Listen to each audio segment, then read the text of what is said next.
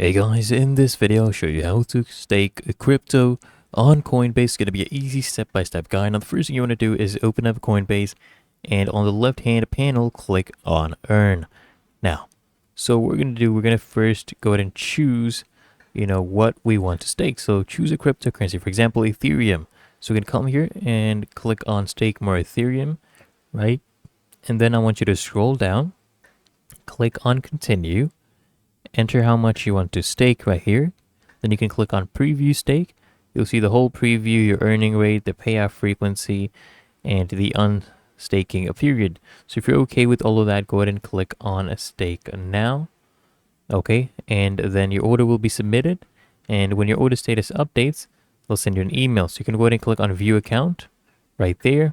And you'll see your order will be complete. You'll be able to see the rewards earned from staking Ethereum. The other way is to come here at the top left. Okay, click on my assets, find whatever crypto you wanted to stake. For example, you wanted to stake Ethereum. Go ahead and click on that, and then click on a stake Ethereum. Really that easy and simple. So if you found that helpful, smash that like button and subscribe to find your solution.